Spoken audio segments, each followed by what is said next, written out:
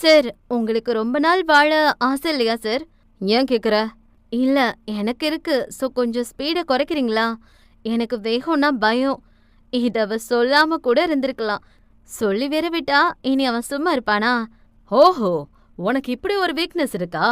அத நீ சொல்லிருக்க கூடாது என்று அவன் வேகத்தை இன்னும் இன்னும் அதிகப்படுத்த அவளுக்கு வயிற்றை பிரட்டி கொண்டு வந்தது. இன்னொரு பக்கம் பயம் வேறு.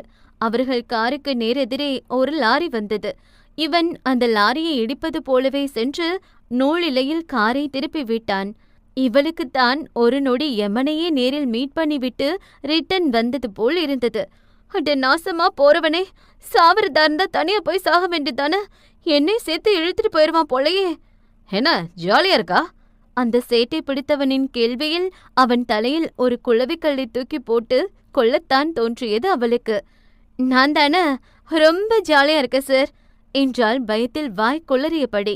அரை மணி நேரத்தில் செல்ல வேண்டிய இடத்துக்கு 5 நிமிடத்தில் அழைத்து வந்திருந்தான் எனில் அவன் என்ன ஸ்பீடா வந்திருப்பான். காரை விட்டு இறங்கியதுதான் தாமதம். தமிழ் குவா குவா என்று மொத்தமாக வாந்தி எடுத்து விட்டாள். ஹே, என் காரை நாசம் பண்ணிடாத, போய் தள்ளி வாந்திடு என்று தனது கூலிங் கிளாஸை எடுத்து கண்ணில் போட்டு கொண்டவன் அவளை நக்கலாக பார்த்தான். இது ஜஸ்ட் ஆரம்பம்தான் பேபி, இனிமே தான் உன்னை கதற விட போறேன் என ஸ்டைலாக அந்த காரில் சாய்ந்து நின்றான். அத்தியாயம் 37. ராவணனுக்கு இதற்கு முன் மார்க்கெட் அண்ட் ஸ்டோர் சென்று பழக்கமில்லை என்பதால் அவன் அந்த கடைக்கும் அவனுக்கும் சம்பந்தமே இல்லை என்பது போல் சுற்றி கொண்டிருந்தான். தமிழ்தான் ஒவ்வொரு பொருளாக பார்த்து பார்த்து எடுத்து கொண்டிருந்தாள். இதெடுக்கலாமா, இதெடுக்கலாமா என கொஞ்சம் கூட சம்பந்தமே இல்லாமல் ஒவ்வொரு பொருளையும் எடுத்து காட்டிக் கொண்டிருந்தான். இல்ல, வேணா வேணா என்று சொல்லியே அவளுக்கு வாய் வலித்து விட்டது. சார், உங்களுக்கு கஷ்டமா இருக்க போது, நீங்க போய் கார்ல ஏசி போட்டு ரெஸ்ட் எடுத்தா என்ன? நோ, நான் இங்கேதான் இருப்பேன், எனக்கு உன் மேல நம்பிக்கை இல்ல என்றான் ஒவ்வொரு பொருளாக எடுத்து காட்டி. ராவணன் எந்த இடத்தில் இருந்தாலும் அந்த இடத்தில் கன்னி பெண்கள் கூட்டம் அலை மோதும். அது அவன் ராசியோ என்னவோ, ஒருவேளை கன்னி ராசிக்காரனா இருப்பானோ? அங்கிருந்த பல பியூட்டிகளிலிருந்து ஆன்டிகள் வரைக்கும் அவனைத்தான் சைட் அடித்து கொண்டிருந்தார்கள். இத்தனை நாள் இதெல்லாம் கெத்தாக இருந்தாலும் இன்று ஏனோ அவனுக்கு ஒரு மாதிரி கூச்சமாக இருந்தது. இந்தா, இந்த பிரெட் பாக்கெட்டை எடுத்துக்கோ என்று எங்கோ பார்த்த வண்ணம் ஒரு பார்சலை அவளிடம் தூக்கி போட்டான். தமிழ் அவனை ஒரு மாதிரி லுக்கு விட்டாள். வாட், இதான் உங்க ஊர்ல பிரெட் பாக்கெட்டா என்றாள். ராவணன் திரும்பி பார்த்தான். அது நாப்கின் பேட். அதுவும் பிரெட் மாதிரி தானே இருந்துச்சு, அதான் என்றான் சமாளிக்கும் பொருட்டு. இதில் அந்த கன்னி பெண்கள் கூட்டம் வேறு அவனையே சைட் அடித்து கொண்டிருக்க அவனுக்கும் ஒரு மாதிரி ஆனது. யா, யூ ஆர் ரைட், எனக்கு கொஞ்சம் வேர்க்கிற மாதிரி இருக்கு, சோ நான் கார்ல வெயிட் பண்றேன் என அவன் வேகமாக வெளியேறிவிட அவளுக்கு இப்பொழுதுதான் கொஞ்சம் நிம்மதியாக இருந்தது. ரம்யா வேறு இன்னொரு பக்கம் போன் அடித்து கொண்டே இருந்தாள். சொல்லுடி தமிழ், நான் ஃப்ரெஷ்ஷாக ரூம்க்கு போயிட்டுருக்கேன், நீ சாப்பிட்டியா? சாப்பிட்டேன்டி. அப்புறம் சமர் வந்திருந்தாரு, என்ன சொன்னாரு? ரம்யா நடந்த விஷயத்தை சொன்னாள். நான் கொஞ்சம் கோமா திட்டிட்டேன். ஏண்டி, அவர் என்ன பண்ணுவாரு? தமிழ், அவர் மேலே தப்பு இருக்க தாண்டி செய்யுது. கண்மூடித்தனமா அவங்க அம்மாவை நம்புறது தப்பு இல்லையா? சரி, அதை விடு, நீ போய் ரெஸ்ட் எடு. நீ எப்போ வர? ஈவினிங் வரணும், நான் உனக்கு அப்புறம் கூப்பிடுறேன் என போனை வைத்தாள் தமிழ். அவளுக்கு வேண்டிய பொருளையெல்லாம் வாங்கி கொண்டு பில் போட வரும் பொழுது பெரிய வரிசையே நின்று கொண்டிருந்தது. அவர்களில் ஒருவராகத்தான் தமிழும் நின்றாள். அப்போது வேக எட்டுக்களுடன் உள்ளே நுழைந்தாள் மேனகா. அவளுக்கு வேண்டிய ஒரு பொருளை எடுத்துக்கொண்டு வந்தவள் பில் போட சொல்லி மற்றவர்களுக்கு முன்பு போய் நின்றாள். என்னதான் இருந்தாலும் இவ்வளவு பேர் வெயிட் பண்ணும்போது அவர்களுக்கு முன்னாடி வந்து பில் போட சொன்னால் முதலில் நிற்பவர்கள் சண்டை போடத்தானே செய்வார்கள். ஹலோ மேடம், அப்ப முன்னாடி நிக்கிற எங்களை பார்த்தா உங்களுக்கு எப்படி தெரியுது? லைன்ல வாங்க என்றார் ஒரு நடுத்தர வயது பெண். மேனகா முகமே மாறியது. ஏய் பிச்சைக்கார நாயே, நீ ஒன்னுக்கு வக்கில்லாதவ, நீ லைன்ல வரலாம். நான் யாருன்னு தெரியுமா? என் ஸ்டேட்டஸ் என்ன தெரியுமா? நான் உங்களுக்கு சமமா லைன்ல வந்து நிக்கணுமா என எகிரிக்கொண்டு சண்டைக்கு வந்தாள் மேனகா. ஹலோ, மரியாதையா பேசுங்க, யார பார்த்து பிச்சைக்காரங்கன்னு சொல்றீங்க? பின்ன நீ என்ன அம்பானி மருமகளா இல்ல பில்கேட்ஸ்க்கு வப்பாட்டியா என்று கொஞ்சம் அதிகமாகவே தான் பேசினாள். முன்பக்கம் ஏதோ பிரச்சனை நடப்பதைக் கண்டு வரிசையில் நின்றவர்கள் அதை என்னவென்று எட்டி பார்த்தார்கள். உன்னை விட பெரியவங்களுக்கு மரியாதை கொடுத்து பேசணும்னு கொஞ்சம் கூட பேசிக் மேனஸ் இல்ல? நீ எவ்வளவு பெரிய பணக்காரியா இருந்தாலும் கீழ்த்தரமானவதான். அவ்வளவுதான். மேனகாவுக்கு கோபம் பொத்து கொண்டு வந்தது. எகிரி கொண்டு சென்றாள் அவரிடம். யார பார்த்து என்னடி சொன்ன என்று தன்னை விட வயதில் பெரியவர் என்ற எண்ணம் இல்லாமல் அவள் அவரை அடிக்க கை ஓங்கிய சமயம் பட்டென அவள் கையை பிடித்தது ஒரு கரம். மேனகா என்னவென்பது போல் திரும்பி பார்த்தாள். அவள் கையை பிடித்திருந்தது தமிழ்தான். ஏய், யாரடி நீ? கையை விடுடி! காட்டமாக கத்தினாள் அவள். உங்களை விட வயசுல மூத்தவங்க, அவங்கள அடிக்க கை ஓங்குறது தப்பில்லையா மேடம்? நிறுத்தி நிதானமாகத்தான் கேட்டாள். அன்று சமருடன் ஒரு பெண் பேசிக் கொண்டிருந்ததை மட்டும்தான் அவள் கவனித்தாள். ஆனால் அந்த பெண்ணின் முகம் அவளுக்கு சரியாக தெரியவில்லை. அதனால்தான் இப்பொழுது தமிழை அவளுக்கு யாரென்று தெரியவில்லை. நான் யாருன்னு தெரியாம பேசுற? மரியாதை என் கையை விடு என்று பல்லை கடித்தாள் மேனகா. நீங்க அம்மானி மருமகளா இருந்தாலும் சரி, அதானிக்கு அத்தையா இருந்தாலும் சரி, எனக்கு கவலை இல்ல. செய் சாரி என்றாள் அதே புன்னகை மாறாமல். சுற்றி இருந்த அத்தனை பேரும் அவளை தான் பார்த்து கொண்டிருந்தார்கள். நாங்க இத்தனை பேர் வரிசையில நிக்கும்போது இப்ப வந்து நீங்க பில் போடணும்னா எப்படி? நீங்க பண்ணதும் தப்பு, அவங்கள அடிக்க போனதும் தப்பு. நீங்க சாரி கேட்காம நான் கைய விட மாட்டேன். அதுதானே? இவ பணக்காரியா இருந்தா என்ன வேணாலும் பண்ணுவாளா? சாரி கேட்காம இவ இங்கிருந்து போகக்கூடாது என ஒவ்வொருவரும் மேனகாவுக்கு எதிராக கொடி தூக்க இப்பொழுது மேனகாவுக்கு வேறு வழியே இல்லை. மேனகா தமிழை முறைத்து பார்த்தாள். உன்னை நான் சும்மா விடமாட்டேன்டி, இதுக்கு கண்டிப்பா நீ ஃபீல் பண்ணுவ என்றாள் மிரட்டும் தோரணையில். தமிழ் பயம் கொள்ளாமல் நின்றாள். சாரி கேளு, சாரி கேளு! அங்கிருந்த அத்தனை பேரும் அவளுக்கு எதிராக திரும்பி விட, சரி ஓகே கேக்குற என்றவள் அந்த பெண்மணி பக்கமாய் திரும்பினாள். சாரி என்றாள் வேண்டா வெறுப்பாய். தமிழ் அவள் கையை விட்டாள். மேனகா கை சிவந்து போயிருந்தது. மேனகா அங்கிருந்து கிளம்பும் முன் தமிழை கடுமையாக முறைத்து பார்த்தாள். நீ கண்டிப்பா இதுக்காக ரொம்ப ஃபீல் பண்ணுவ என்றாள். தேங்க்ஸ் மேடம் என்றாள் தமிழ் சிரித்த முகத்துடன்.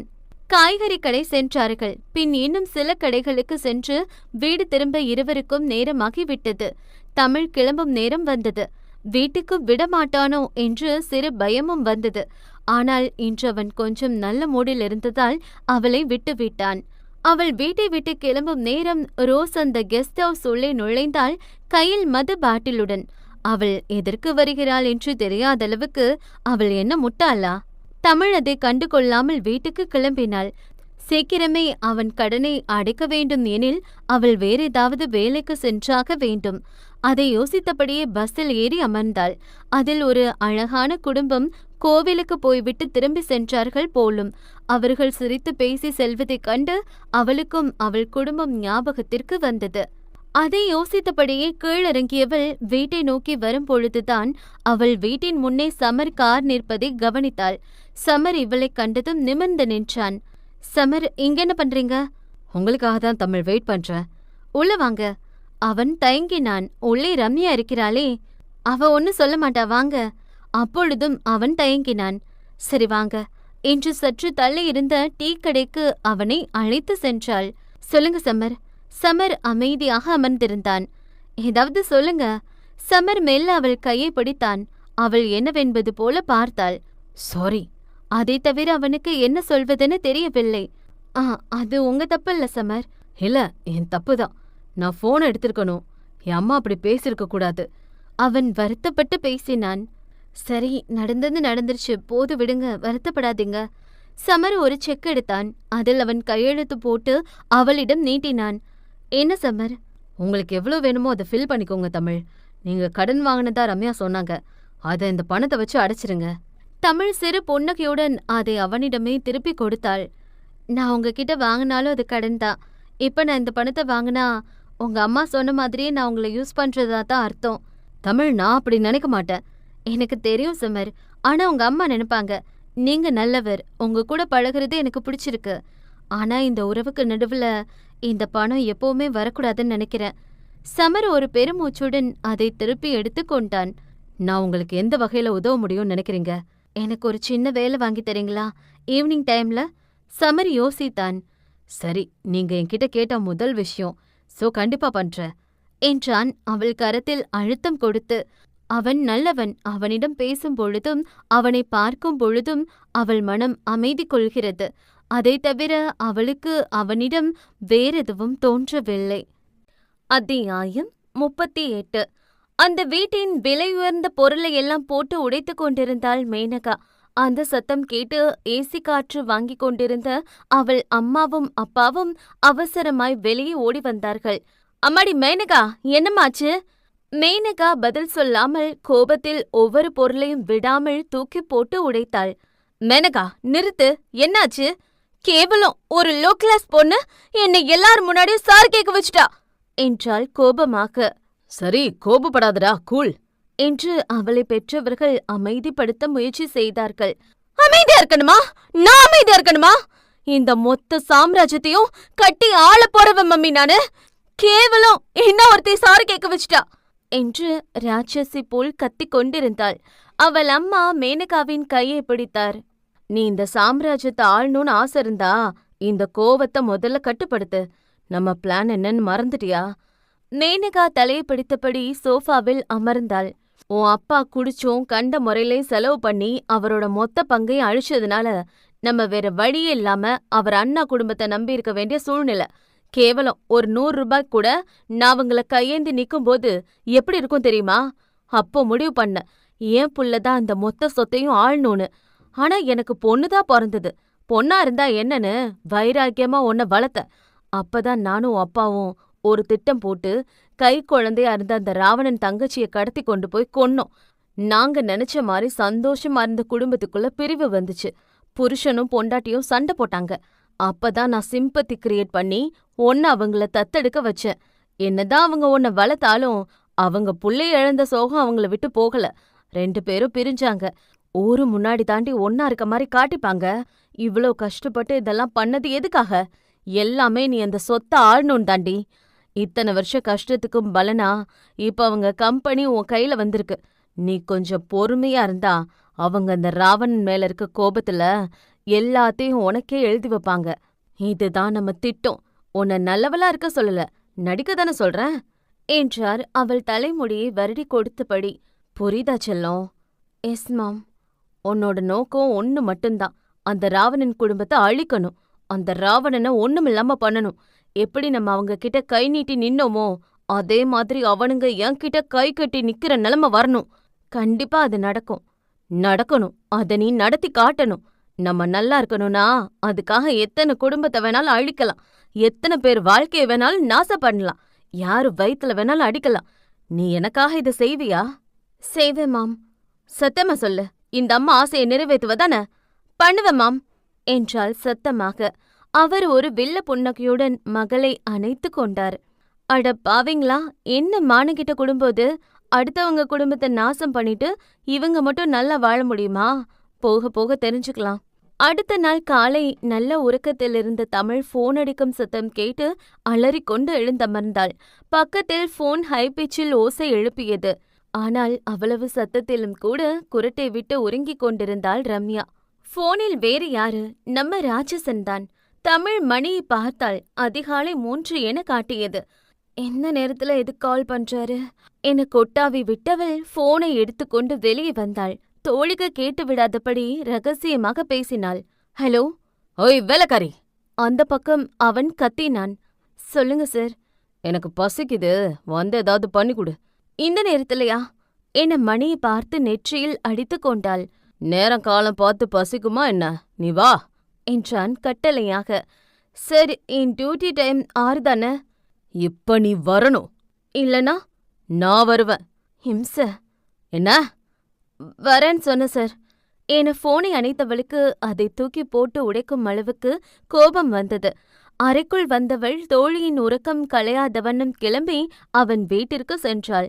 அந்த ஹாலில் இருந்த பெரிய சோஃபாவில் அமர்ந்து கால் மேல் கால் போட்டபடி டிவியில் கிரிக்கெட் பார்த்து கொண்டிருந்தான் அர்ஜுன். சார், என்ன பண்ணட்டும்? எனிதிங் என்றான்.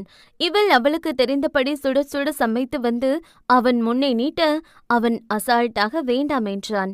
எனக்கு பசிக்கல, சோ நீ இதை அப்படியே வச்சிரு, இல்ல நீயே சாப்பிடு என்றான் நக்கலாக. வந்ததே அவளுக்கு கோபம். மணியை பார்த்தாள். அதுவோ 4 என காட்டியது. அந்த அதிகாலை உறக்கம் களைத்து குளித்து முடித்து பஸ் பிடித்து வந்து சமைத்து கொடுத்தால் சாப்பாடு வேண்டாம் என்கிறான். வரும் கோபத்துக்கு அந்த மொத்த உணவையும் அவன் தலையில் கொட்ட வேண்டும் என்று தோன்றியது. ராவணன் தலையை சாய்த்து ஒரு மாதிரி நக்கல் புன்னகை சிந்தினான். கோபம் வருதா? இல்ல சார் என்றாள் அவள் பல்லை கடித்து. இல்லையே, கோபம் வர்ற மாதிரி தானே தெரியுது என்றான் இதழை வளைத்து. லூசு பைய. என்ன? உங்க மேல கோபப்பட முடியுமா? நீங்க ஓனர், நான் வேலைக்காரி என்றாள் கோபத்தை மறைத்து. அந்த பயம் இருக்கணும். நீ என்ன பண்ணு, போய் எனக்கு சுக்குப்பால் போட்டு எடுத்துட்டு வா என்றான் கட்டளையாக. கழுதைக்கு வாக்கப்பட்டா செஞ்சுதான் ஆகணும் என்று எண்ணிக்கொண்டு திரும்பியவளின் புருவம் உயர்ந்தது. எதையோ கண்டு யோசனையாக திரும்பியவள் மெல்ல அவன் சட்டை போடாத மார்பை பார்த்தாள். அதில் சில நகைக்கீறல் இருந்தது.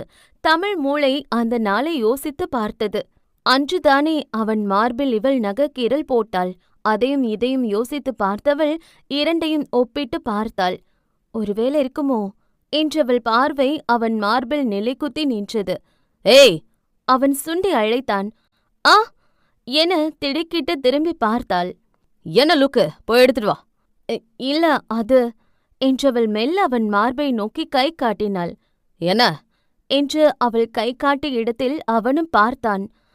இந்த கீறல் எப்படி வந்துச்சு என்று சற்று தயங்கியபடி கேட்டாள் அவள். ராவணன் இருக்கையிலிருந்து எழுந்தான். கண்டிப்பா தெரிஞ்சுக்கணுமா? அவளை நோக்கி நடந்தபடி கேட்டான். ஆமா, இல்ல என்றவள் தலை நாலா பக்கமும் ஆடியது. அவன் அவளை நெருங்க நெருங்க இதை தெரிந்து கொள்ளாமல் இருப்பதே தனக்கு நல்லது என்று நினைத்தாள். இல்ல வேணாம். இல்ல சொல்றேன் என்றான் ஒரு மார்க்கமாய். ஐயோ வேணா சார் என்று ஒடியே விட்டாள் அவள். ராவணன் இதழ் மெல்ல விரிந்தது. தமிழுக்கு அது உண்மையா இல்லை கனவா என்று பெரும் யோசனை. அந்த யோசனையில் மறந்து போய் சர்க்கரைக்கு பதில் உப்பை அள்ளி போட்டு விட்டாள். அட தெரியாம தாங்க போட்டா. இவள் சுட சுட அந்த சுக்கு காஃபியை எடுத்து செல்லும் சமயம் அந்த டவலை மட்டும் கட்டிக்கொண்டு கன்றாவி கோலத்தில் ரோஸ் மாடியிலிருந்து இறங்கி வரவும் சரியாக இருந்தது. அவள் இருந்த கோலத்தைக் கண்டு தமிழ் அஷ்டகோணலாக முகத்தை சுளித்து கொண்டாள். என்ன டார்லிங், சொல்லாம வந்துட்ட? உன்னை எங்கெல்லாம் தேடின தெரியுமா என்று தமிழ் முன்னே ராவணனை கட்டி அணைத்து அவன் கன்னத்தில் முத்தம் வைத்தாள். டிஸ்டர்ப் பண்ணாத, நான் கிரிக்கெட் பார்த்துட்டு இருக்கேன் என்றான் அவன் அவளை கண்டு கொள்ளாமல். இவ்ளோ செக்ஸியா நான் இருக்கும்போது உனக்கு டிவி பார்க்க எப்படி மனசு வருது என்று அவன் மார்பில் கோலம் போட்டாள். அவன் அவளை கண்டு கொள்ளவில்லை. தமிழ் இதையெல்லாம் பார்க்க சகிக்காமல் அந்த டீயை கொடுத்துவிட்டு செல்ல நினைத்து கப்பை ராவணனை நோக்கி நீட்டினாள். ராவணன் அதை எடுக்க முற்படும் போது அவனுக்கு முன் முந்திக் கொண்டு ரோஸ் அந்த கப்பை எடுத்து கொண்டாள். அத்துடன் இல்லாமல் அதை ஒரே சிப்பில் அருந்தியவள் பட்டென அதை கீழே துப்பினாள். தமிழ் மட்டுமல்ல, டிவி பார்த்து கொண்டிருந்த ராவணனும் என்னவென்பது போல் பார்த்தான். வாட் நான்சென்ஸ் என்று கடுப்புடன் பார்த்தவன் மீதுதானே அவள் துப்பி இருந்தாள். அப்புறம் அவனுக்கு கோபம் வராதா என்ன? ரோஸ் கோபமாக மீதமிருந்த காஃபியை சற்றும் யோசிக்காமல் தமிழ் முகத்தில் ஊத்தினாள். அதுவோ சூடான காஃபி. முகத்தில் பட்டதும் அவள் முகம் பட்டென சிவந்து போக எரிச்சல் தாங்காமல் தமிழ் கொஞ்சம் கத்திவிட்டாள். மா என்று கத்தியவள் அவசரமாக கிச்சன் நோக்கி ஓடி முகத்தை கழுவினாள். ஆனாலும் எரிச்சல் குறையவில்லை. முகம் சிவந்து போனது. உனக்கு எவ்ளோ தைரியம் இருந்தா உப்பு போட்ட காஃபி தருவ? உன்னை கொன்னர் வேண்டி என ரோஸ் கத்தி முடிக்கும் முன் அவள் கன்னத்தில் இடியென இறங்கியது ராவணனின் கரம். அத்தியாயம் 39. ரோஸ் கன்னத்தில் இடியென இறங்கியது ராவணன் கரங்கள். ராவணன் இப்படி திடீரென அடிப்பான் என எதிர்பாராதவள் அதிர்ச்சியுடன் கன்னத்தில் கை வைத்தபடி அவனை ஏறிட்டாள். பேபி ஏன் அடிச்ச என்று அவள் உதட்டை பிதுக்கினாள். எவ்ளோ தைரியம் இருந்தா எமல துப்புவ? எனக்கு எரியுது என்றான் காட்டமாக. ரோஸ் அவனை குழப்பமாக பார்த்தாள். கொஞ்சம்தான் அவன் மீது பட்டது. அதிலும் அவள் வாயிலிருந்து துப்பியதால் அது சுட்டிற்கு கூட வாய்ப்பில்லை. சுட்டுச்சா? ஆமா, நான் கண்ணை மூடி திறக்கிறதுக்குள்ள நீங்க இருந்து போயிருக்கணும். இளன் வை, கொதிக்க கொதிக்க எண்ணெய் காய வச்சு உன் மூஞ்சிலே ஊத்துவேன் என்றான் கோபமாக. ஆனா என் ட்ரெஸ் மேல இருக்கு பேபி. அவன் அதையெல்லாம் கேட்டால்தானே. கோபமாக கண்ணை மூடினான். ராவணனை பற்றி நன்கறிந்தவள் அடுத்த நொடி அங்கு நிற்பாளா என்ன? கட்டியிருந்த டவலோடு அப்படியே ஓடிவிட்டாள். இல்லையெனில் அவன் சொன்னது போலவே கொதிக்கும் எண்ணெய் எடுத்து வந்து ஊற்றி விடுவான். ராவணன் கண்ணை திறக்கும் பொழுது அந்த ரோஸ் அங்கே இல்லை. அவன் வீட்டின் கேட்டை தாண்டி பின்னங்கால் புடனியில் அடிபட ஓடிக்கொண்டிருந்தாள். வெறும் டவலை மட்டும் கட்டிக்கிட்டு ஓடுனா அந்த பக்கம் இருக்க நாய் சும்மா விடுமா என்ன?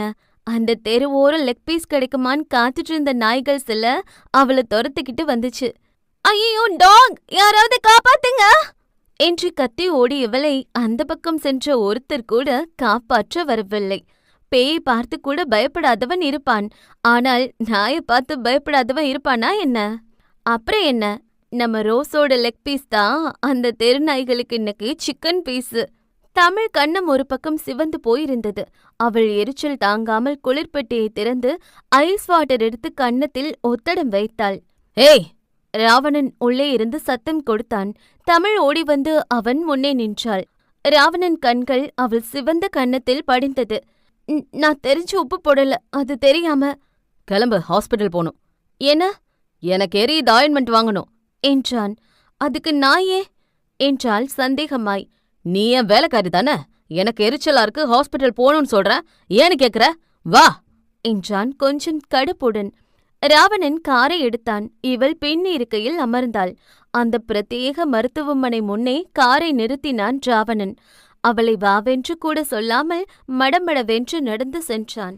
தமிழ் அவன் நடுக்கு ஈடுகொடுக்க முடியாமல் ஓடித்தான் சென்றாள். ராவணன் தீ சம்பந்தமான பிரிவில் போய் நின்றான். தமிழ் வெளியே காத்திருந்தாள். என்னப்பாச்சு? அந்த டாக்டர் விசாரித்தார். சூடான டீ பட்டுருச்சு. ஓ, எங்க? ராவணன் அவன் கையை காட்டினான். என்னப்பா, ஏதோ பட்ட மாதிரி தெரியலையே, எப்படி பட்டுச்சு? அதுக்குன்னு உங்க முன்னாடி நான் ஊத்தி காட்ட முடியுமா? எங்க தெரியுதோ அங்கே ட்ரீட்மெண்ட் பாருங்க என்றான் காட்டமாக. அவர் ஆயில்மெண்ட் போட்டு விட்டார். ராவணன் வெளியே வந்தான். ஏய்! தமிழ் நிமிர்ந்து பார்த்தாள். நீயும் போய் ட்ரீட்மெண்ட் பாத்துக்கோ என்றான் எங்கோ பார்த்தபடி. இல்ல சார், வேணாம், நம்ம போகலாம் என்றாள் தமிழ். ஏய், ஒழுங்கா போய் ட்ரீட்மெண்ட் பாத்துக்கோ. இத வச்சு 2 நாள் லீவ் எடுக்கலான்னு பிளான் போடுறியா? அதெல்லாம் இந்த ராவணன் கிட்ட நடக்காது, போடி என்றான் மிரட்டலாய். தமிழ் அவனை முறைத்தபடி உள்ளே சென்றாள். ஐயோ, என்னம்மா இப்படி சுவந்திருக்கு? டீ பற்றுச்சு டாக்டர். ஓஹோ, ஒய் பிளட் சேம் பிளட்டா? அப்போ அந்த சூடான டீ இங்கதான் போட்டுச்சோ என்றார் அர்த்தம் புரிந்தவராக்க. என்ன டாக்டர் சொல்றீங்க? ஒன்னும் இல்லம்மா, அது ஆடியன்ஸ்க்கு புரியும். ஆமா, சூடான டீ கொட்டுனதால தம்பி இவ்ளோ சூடா இருக்காரா, இல்ல எப்பவுமே இப்படித்தானா? அவர் எப்பவுமே இப்படிதான் டாக்டர். எப்படிம்மா சமாளிக்கிற? கஷ்டம்தான் டாக்டர். ஆனா பையன் நல்லவனாத்தான் தெரியறான். நடிப்பு டாக்டர். அவர் பேச்சு கொடுத்தபடி அவளுக்கு ட்ரீட்மெண்ட் பார்த்து முடித்திருந்தார். இந்த ஆயின்மெண்ட் போடுமா, நாளைக்கு சரியாயிடும். தமிழ் வெளியே வந்தாள். ராவணன் அங்கே இல்லை, தம்மடிக்க சென்றிருந்தான். அதே ஹாஸ்பிட்டலில்தான் மகாகுட்டியை அட்மிட் பண்ணி இருந்தார்கள். ஆகவே இவள் மகாவை பார்க்க சென்றாள். மகாகுட்டி இவளை பார்த்து சிரித்தது. இவள் மகாவிடமும் அவள் பெற்றோரிடமும் சிரித்து பேசிக் கொண்டிருந்தாள். தம்மடித்துவிட்டு வந்த ராவணன் தமிழை தேடினான். ஆனால் அவளோ அங்கே காணாமல் போகவே அவளை தேடிக்கொண்டு வந்தவன் அந்த ஐசியு வார்டில் அவள் இருப்பதை கண்டு கொண்டான். இவ இங்க என்ன பண்றா என யோசனையாய் தாடியை தடவிக் கொண்டவன் அவள் அந்த குழந்தையுடன் சிரித்து பேசிக் கொண்டிருப்பதை வெளியகலாமல் பார்த்து கொண்டிருந்தாள். உள்ளே இருந்த டாக்டர் அந்த குழந்தைக்கு ட்ரிப்ஸ் மாத்திவிட்டு வெளியே வந்தார். டாக்டர், ஒரு நிமிஷம், அந்த குழந்தைக்கு என்னாச்சு? அந்த டாக்டர் அனைத்தையும் சொன்னார். இந்த பொண்ணு மட்டும் இல்லனா அந்த குழந்தை இன்னைக்கு இப்படி சிரிக்க முடியாது. எப்படியோ கஷ்டப்பட்டு நைட்டோட நைட்டா அந்த பொண்ணு தான் பணத்தை கொண்டு வந்து கட்டினாங்க. அதுக்குன்னு அந்த குழந்தைக்கும் அந்த பொண்ணுக்கும் எந்த சம்பந்தமும் இல்ல. யாருன்னே தெரியாத ஒரு குழந்தைக்கு உதவி செய்ய பெரிய மனசு வேணும்ல சார். ராவணன் விழி பெண்ணவள் மீது தீர்க்கமாய் படிந்தது. கார் மிதமான வேகத்தில் சென்றது. அப்போ அந்த பணம் அந்த குழந்தை உயிரை காப்பாத்ததானா? கார் ஓட்டியபடி கேட்டான். எந்த பணம்? என்கிட்ட வாங்கிட்டு போன பணம். தமிழ் மௌனமாக இருந்தாள். அவள் மௌனமே உண்மை என்று சொன்னது. நீ நினைச்சிருந்தா அந்த பணத்தை கொடுத்து உன் கடனை அடைச்சிருக்கலாமே.